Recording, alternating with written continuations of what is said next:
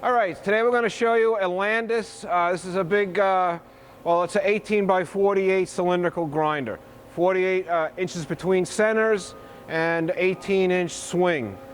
The headstock here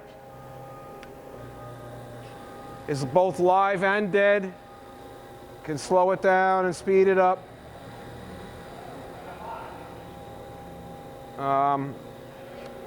The taper is not exactly sure, but it's listed in our quotation. Now this is also live and dead. Right now this is set up to be a live spindle. Everything is rotating, the spindle is rotating, the face is rotating.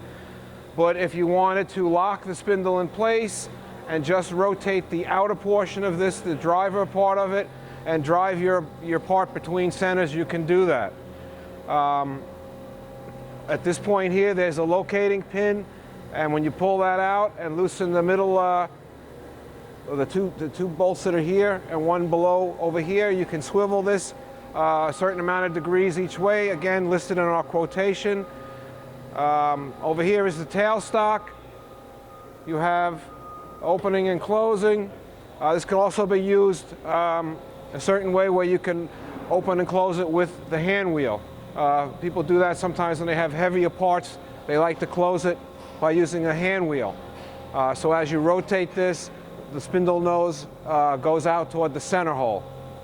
It's depending on how you have this screw back here set. So the feed comes from the wheel mounted above. You see it just fed just then. It also has the planetary gear in the center. You could pull that out and rotate that. And there's also a dial mounted behind here with calibrated dial that you can set to. So you get your feed right there. Right, to increase or decrease that, you're going to turn down this thimble here.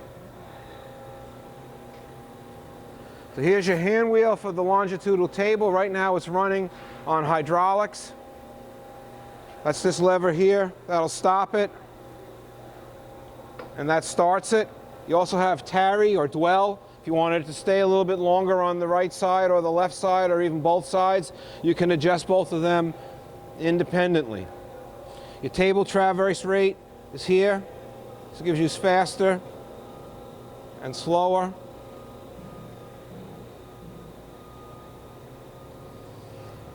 The hand wheel here has two ratios. There's a coarse and then there's an extra fine. When you pull out the knob in the center. Over here is how you select the mode you're going to do. Basically, you're going to either turn off the feed. Now, if you were just going to plunge grind a part, you're not going to be using the table. This does not have plunge feed. Plunge feed, you're going to shut this off, putting it all the way to the left side or to the right side, and you're going to feed in by hand. As simple as that, and you're going to back out by hand. But in the traverse mode, you can select to feed on both sides of the workpiece, or only on the left side, or on the right side, or both sides. So you have three choices here, both sides, left side or the right side, or completely shut off for plunge grinding. This mechanism here allows you to adjust your taper from either here by putting in an Allen wrench after you loosen these two clamps on either side of the table. You put an Allen wrench in here, and as you turn this, it will make this table swivel on its pivot point here for you to put an angle or for you to adjust taper to get your part perfectly cylindrical. These are your reversal dogs. These slide up and down along the bar here. We have the switches to turn it on, to turn the wheel on, the emergency stop button. And so that's pretty much it. Let me show you the grinding wheel running. Now this machine was completely disassembled.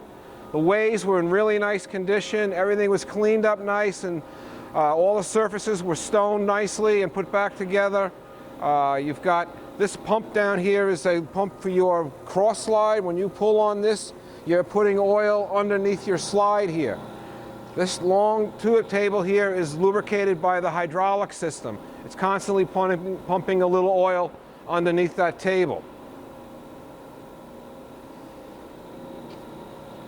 This head, if you want, you can rotate it. You can put it at 60 degrees or 45 degrees or whatever angle is available. You can check again, the specs on the website.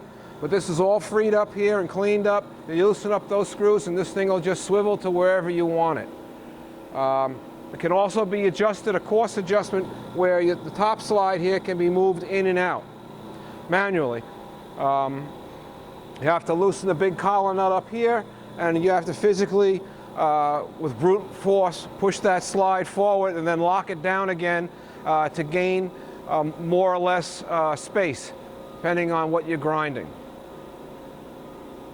The hydraulic unit is mounted inside the machine, or actually underneath in the back of it.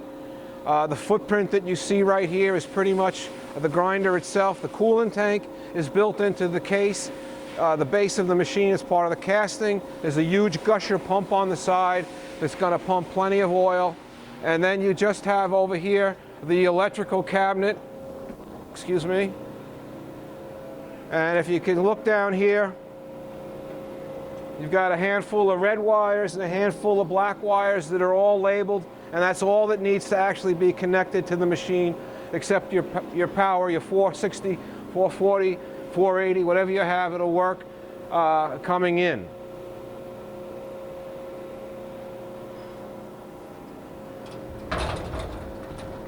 So that's it. That's the Landis 3R 18 by 48. Thank you very much.